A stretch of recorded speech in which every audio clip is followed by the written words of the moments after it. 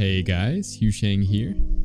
Today we're going to be doing something a little bit different. We're going to be starting a speed run. So I've got a brand new account here. We're playing under Papa Noel. That's pretty appropriate. And we'll see. I might do a couple of these videos. But in this one, I think we're going to play a really safe opening. And basically the format's going to be, I'm going to play a live game. A little bit lower MMR than I usually play at. And we're just going to play some standard openings, and then after we're going to do some analysis and talk about the game. So we have a random player here, which is kind of interesting. I went for a high ground wall, which might be a little bit more tricky than the low ground wall. So let's go for a gate, let's go for a gas, and let's see what race he is. In general, when you're playing against a random player, you want to go for a pylon scout. Okay, so he's a zerg player. So this is actually like worst case scenario, which is good. I think in this situation, the best thing to do is actually to make a pylon at the low ground, like a second pylon. It's a little bit detrimental because we're going to get our buildings later, but I think overall that is a little bit stronger because it's going to let you make a wall. Otherwise you can't make a wall and you're going to lose to all sorts of rushes. So let's make a second pylon and then we'll expand. And this way we can build our cyber core in the wall, so we'll be okay against these early rushes.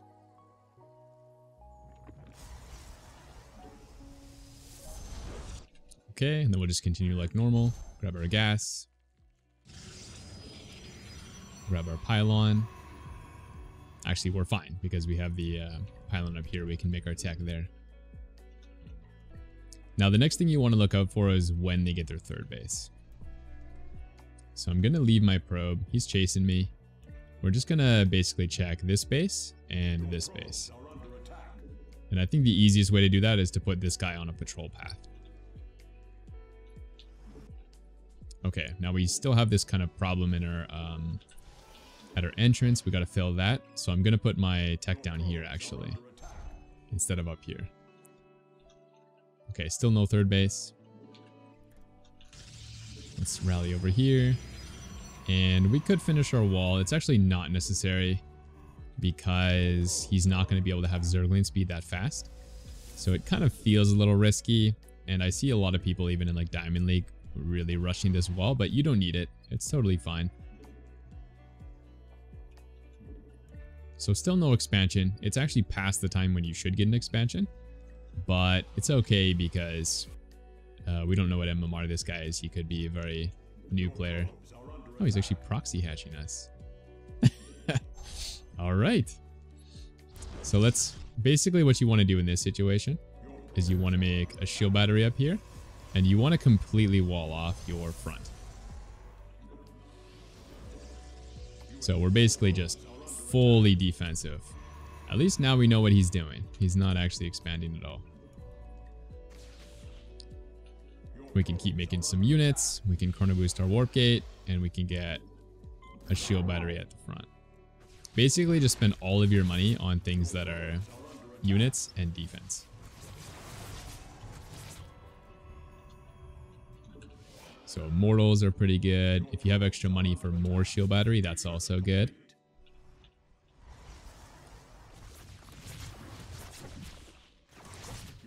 And then just pull back to the shield battery. We could just wait here too, actually. Maybe is easier to showcase for the speed run. Is just kind of build up. And the easiest unit to A-move with is probably Zealots. But Stalkers are also a pretty good choice here. Maybe let's go with Stalker.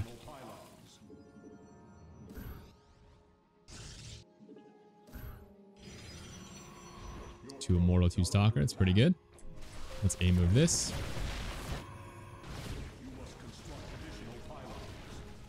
Nice tip for you guys. If you do get supply blocked, like I did here, the faster you A-move, the better, because you're going to lose some units, and then you can warp in again. Okay, so we dealt with that.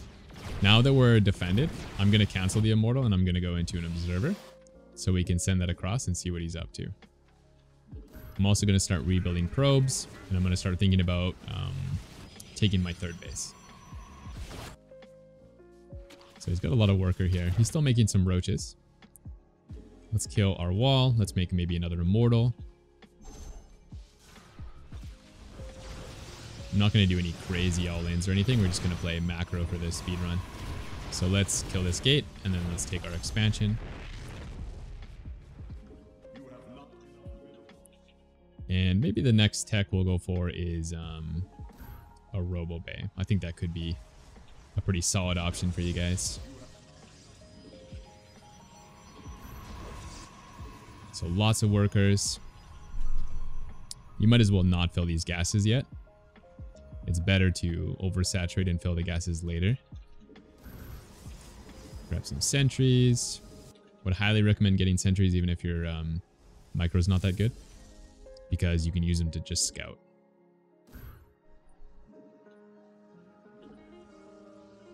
So lots of probes. Don't miss your probes. Whatever you do, don't miss probes. It's like the number one thing is get to 3 base saturation as fast as possible. And if you need to make units while you're doing that, if that's the only way you can't die, that would be better than cutting probes and getting like a Robo Bay. So maybe we'll do that actually. The easiest way is just keep making units the whole time, but also don't stop making probes and pylons.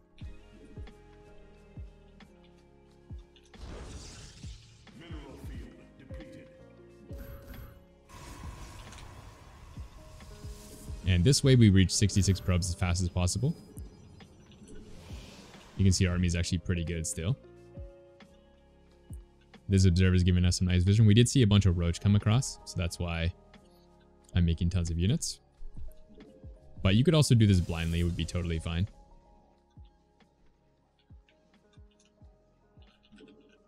More immortal, maybe we'll get another observer. More sentry. We're starting to have a little bit too much money as we reach full saturation here. So once you reach full saturation, we'll start adding on some other tech.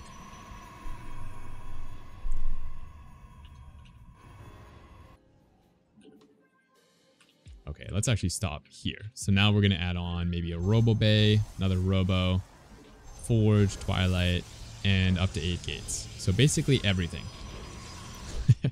You're going to have to memorize that if you want to throw down super quick. But yeah, this is definitely the safest way to not die, but also have a really good economy.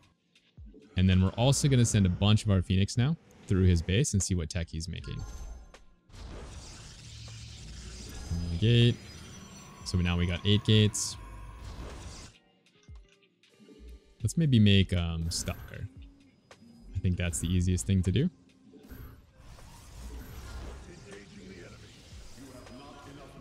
So let's see what he's got. Double eBay. So he's playing Hydra, most likely. And then probably eventually that'll turn into Lurker. Could just stay on Hydra, Roach Hydra, but probably he'll go Lurker. This guy doesn't seem like he's bronze. He seems like he's actually quite a lot stronger than that. Maybe platinum or even diamond. So I'm making Colossus now.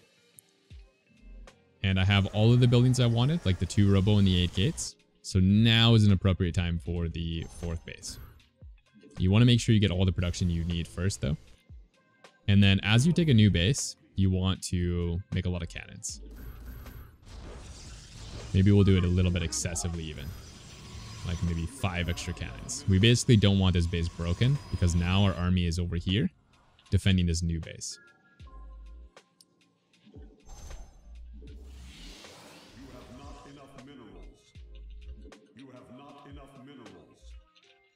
Now with Protoss, we're going to do this a bit different when I play the other races, but with Protoss, the best thing we can do is just keep building up until we hit maxed. So we're going to defend this base, and then probably about there is when we'll max, and we'll go do our first attack. Got Blink, we got Colossus coming. So we're starting to get a pretty good army. You might also notice I'm trying not to make bad units here. So because he's not really attacking me, I'm not making more stalkers specifically, or zealot, or anything like that. I'm just making Colossus right now, upgrades, and cannons. So this is like a focus on our composition. Let's get some Archons. Basically anything that's not... Basically anything that's tier 3 is what you want to be building. So we could add more Colossus here. We could add more Immortals would be good. Archons are very good. Any of those types of units. You can even add more probes.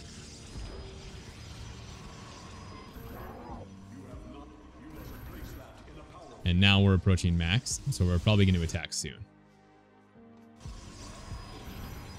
Now, if he attacks us, it's okay to make tier 1 or tier 2. So if we see like his whole army attack us, you saw he's moving out, then it's totally appropriate to warp in a lot of Zealot, for example, or Stalker even. Zealot are probably better, but Stalker would be fine as well.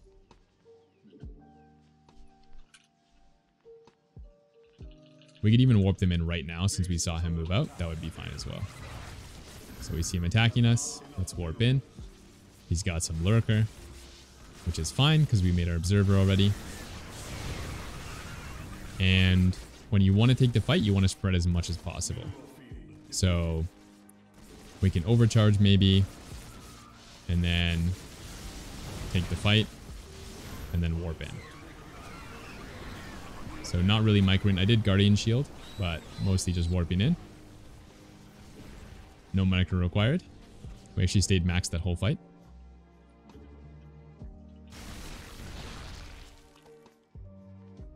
So he's coming over this way. We could go attack him, but honestly, the easier way to play this is actually just to chase his army, because he's going to lose everything this way.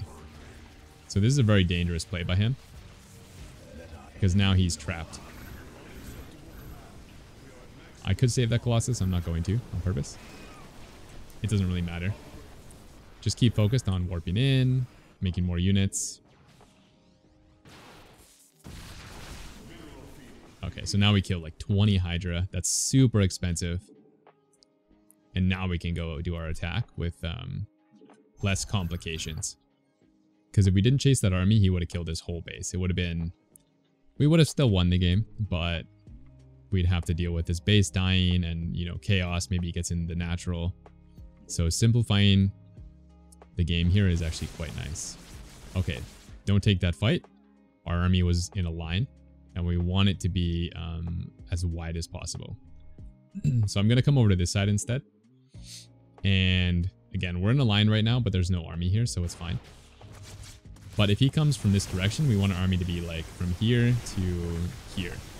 So if I do this and leave it like that, that would be perfect. Ideal. Now he's being smart here. He's not actually fighting us. So let's go bring the fight to him. This isn't as ideal. It's a little more tucked in, but we can keep our army spread like this a little bit. And then warping in. Get those to the battle. Make more Robo units as well. More upgrades. And I think that should be game. He does have some Broodlords here. But you don't have to micro this because the units will auto-target the area units that are shooting them.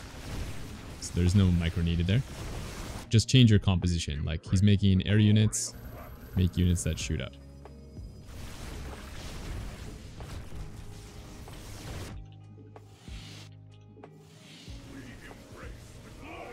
We'll just wait for this guy to resign. He's lost all his bases. He's lost his army. The game is definitely over. Although maybe he's trying to make a Broodlords. Is probably what he's doing. And we can know that's the case because we just saw him make Broodlords, and that's his highest tier unit. So he's obviously going to make more of those.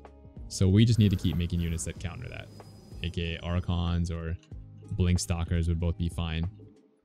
You could even go into Void Rays. Right now would be like a pretty good thing to do. You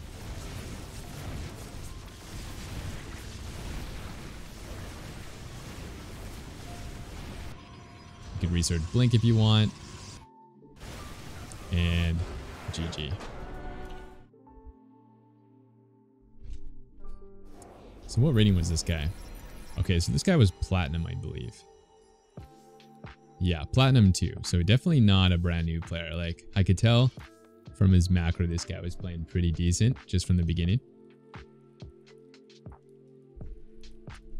And the main thing that I did is I made probes till 66. And I think this idea is a bit overcomplicated, right?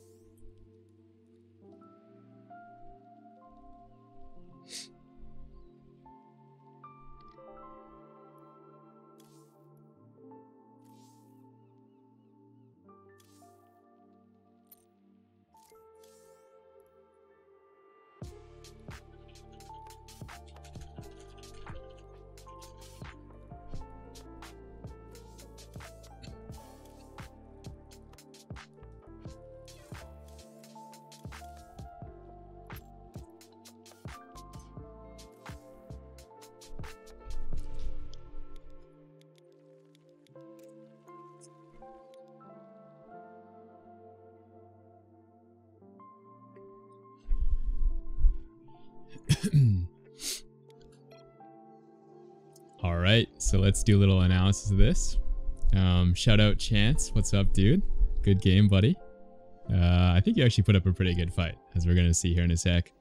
Obviously, the opening was a little bit cheeky. Caught us off guard, actually. But let's check this out. I think this was a really good first game for this series. I think I mean, it wasn't a standard game. There was a lot of weird stuff that you guys will definitely see on ladder. But then we also got into a macro game, just showcasing the fundamentals. So yeah, so he gets a proxy hatch in here.